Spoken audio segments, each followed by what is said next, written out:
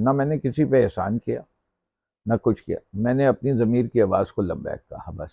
अवाम के मैंडेट को तो रिकॉग्नाइज़ करो। वो जो कहते थे वोट को इज़्ज़त दो, अब वोट को इज़्ज़त दो ना। आप पाकिस्तान के अवाम के दिलों में से इमरान खान की मोहब्बत नहीं निकाल सकते। तहरीक इंसाफ एक ऐसी हकीकत है जिसको आपको मानना पड़ेगा। कब तक लग रहा है आप लोगों को कि इमरान खान साहब जेल से बाहर? मेरा दिल तो चाहता है वो कल वापस आ जाए, लेकिन उनकी ख्वाहिश ये है कि वो निकले ही नहीं।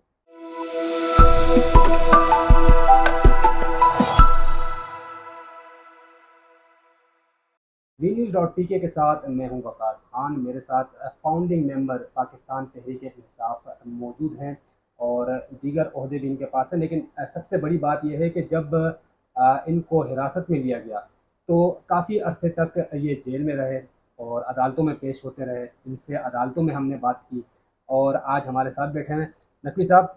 सबसे पहला सवाल ये है कि काफ़ी अरसा आपने जेल में गुजारा, नज़रबंद रहे, अदालतों में पेश होते रहे, बीमार थे आप।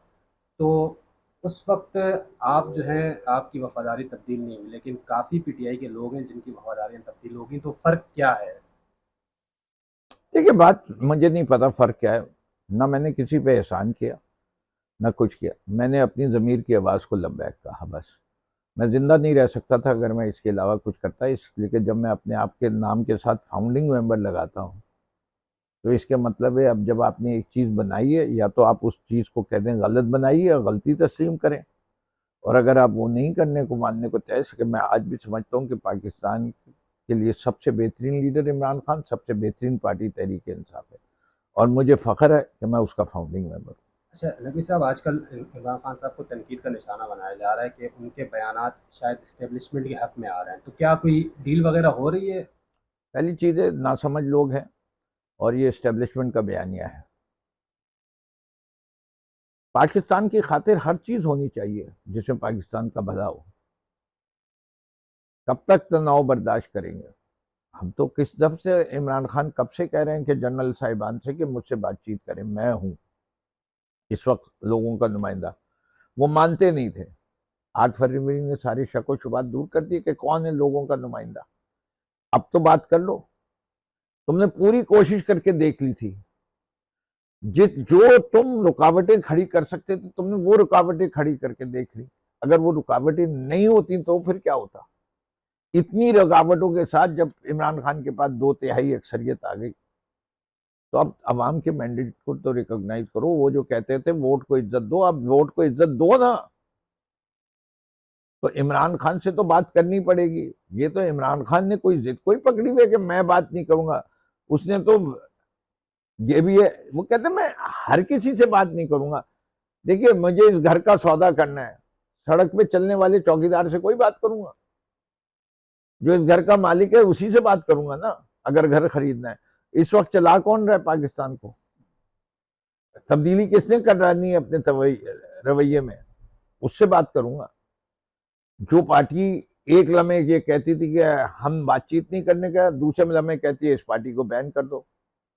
तो इसका मतलब क्या है? फिर हमसे बात चीत क्यों करना चाह रहे हो? हम तो एज अ पार्टी नहीं एग्जिस्ट करते। एक बार हमें दहशतगर्द तंजीम कहते हैं, तो हम जब उनके साथ जोड़ते हैं तो हम दहशतगर्द तंजीमों से क्यों बात करें भाई? पाकिस्तान के अवाम तो नहीं हमें दहशतगर्द मान रहे।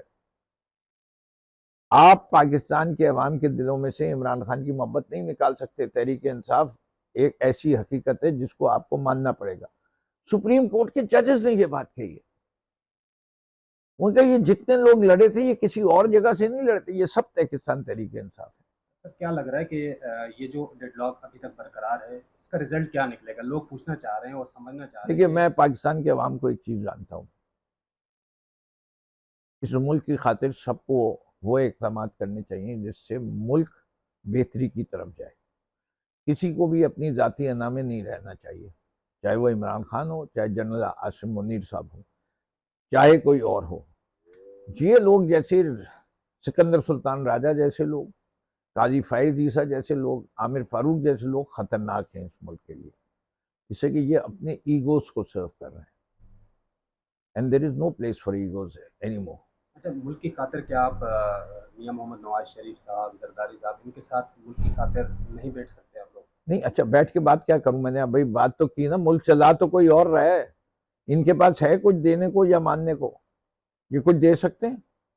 अगर पाकिस्तान के अवाम कहते हैं कि यही दे सकते हैं, हम कह रहे हैं, तो हम बात इनसे भी कर लेंगे। अच्छा नकी साहब, सीटों का 17 सीटों वाले से बात की जाए, या उससे बात की जाए जिसने 17 को 180 कर दिया। किससे बात करूं? कॉमन सेंस क्या कहता है? अभी जो मसला चल रहा है असेंबली में, जो आपको मखसूस नशिस्तें मिल रही हैं, तो उस पर क्या सुनने में आ रहा है कि पार्लियामेंट में एक नए बिल लेके आ रहे हैं, देखिए, नए मामला हो रहे हैं, तो क्या रिएक्शन क्या होगा? ये कौन कर रहा है, या कौन करवा रहा है? सियासी जमातें असेंबली में, जो बज़ाहिर तो वही है जो लोग बजाय बजाय वही है, तो नहीं होगा। इससे कि ये वो चीज़ है जो ये कर नहीं सकते। वैसे तो हमने कहा था कि आइन जो है बड़ा मुकद्दम है, 90 दिन के अंदर पंजाब असेंबली का इलेक्शन भी होना है, केपी का इलेक्शन भी होना है। सुप्रीम कोर्ट ने फैसला भी दे दिया, 14 मई की तारीख भी दे दी थी। क्या हुआ? अगर फौज के सहारे राजा सिकंदर सुल्तान राजा साहब खड़े हो जाएं और इनकार कर दें, तो किसने क्या बिगाड़ लिया? क्या पाकिस्तान के बच्चे बच्चे को ये बात नहीं पता? क्या सिकंदर सुल्तान राजा में खुद इतनी ताकत थी कि वो सुप्रीम कोर्ट के ऑर्डर की तहस नहस करके रख दे? एक सेंसस, उस पर गैर आईनी फैसला करा के डिलिमिटेशन करवाने का फैसला करके इलेक्शन को फिर पोस्टपोन कर दिया 2 महीने ज्यादा, 90 दिन से। ये किसकी मर्जी से हो रहा है? अच्छा नकी साहब, शेर अफजल मरवत साहब खिलाफ जो मामला हुए, उस कमेटी का आप हिस्सा रहे, तो उनके खिलाफ क्या कार्रवाई हुई और क्या वजूहत थे? देखिए, there is nobody above the law, जिसे कहते हैं ना, अंग्रेजी का मशहूर मुहावरा है।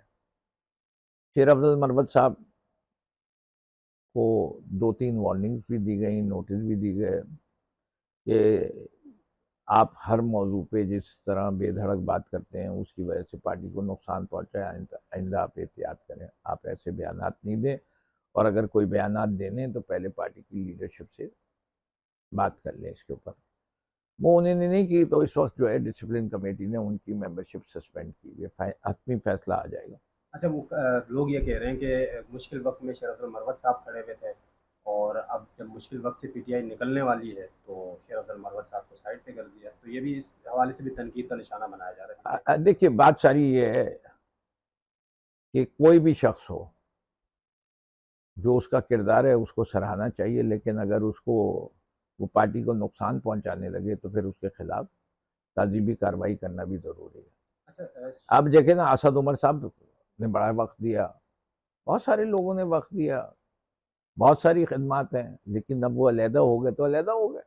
अब शेर अफजल मरवत साहब का किस बयान पे उनके सबसे ज्यादा हुई है कि जी एक गलत बयान है, कभी पार्टी के किसी बयाने में नहीं आया कि सऊदी अरेबिया का ताल्लुक था कुछ साइफर की साजिश में। आज तक किसी से नहीं सुना, उन्होंने कैसे वो बयान दे दिया। उसके अलावा पंजाब असेंबली से एक आदमी नहीं गया पार्टी में से, उन्होंने कहा जी फॉरवर्ड ब्लॉक बन गया। भाई फॉरवर्ड ब्लॉक बने तो वो क्लेम करें ना, दूसरी पार्टी, हमारी पार्टी के अंदर से तुम कौन होते कहने वाले? ऐसी मैं 20 मिसालें दे सकता हूँ जहाँ शेर अफजल मरवत साहब ने गलतियां की हैं, जिसकी वजह से ये एक्शन लेना पड़ा। अच्छा, शेर अफजल मरवत साहब हो गए, असद उमर साहब हो गए, इस तरह फवाद चौधरी साहब हो गए, इस तरह बहुत से नाम हैं। तो क्या गुंजाइश बन रही है पीटीआई में वापसी की, या आप लोगों की? देखिए, मैं जाती तौर पे ये समझता हूँ कि खान साहब ने इसके ऊपर बड़ी क्लियर कट पॉलिसी दी हुई है। उन्हें कहा हम फाइल वालों को नहीं लेंगे, फाइल वालों को, ये करप्ट को नहीं लेंगे। बाकी जिनके ऊपर जुल्म हुए उनके बारे में सोचेंगे, और सोचूंगा मैं, इससे कि मुझे सबके बारे में पता है जब मैं जेल से बाहर हूँ। अच्छा, कब तक लग रहा है आप लोगों को कि इमरान खान साहब जेल से बाहर? मेरा दिल तो चाहता है वो कल वापस आ जाए, लेकिन उनकी ख्वाहिश ये है कि वो निकले ही नहीं। और आगे आप लोगों को क्या पार्टी की सतह पर क्या लग रहा है कि पाकिस्तान तहरीक इंसाफ हुकूमत में कब आएगी? इसी 5 साल में आएगी, या आगे का लाएमल तय कर रहे हैं आप? 5 साल तो बहुत दूर की बात कर दी आपने। मेरे ख्याल से ये सारा मसला जो है वो अगले 2-4 माह की बात है। अगर इस 2-4 माह से आगे निकलेगा तो या तो तहरीक इंसाफ का वजूद नहीं होगा, या ये हुकूमत नहीं होगी।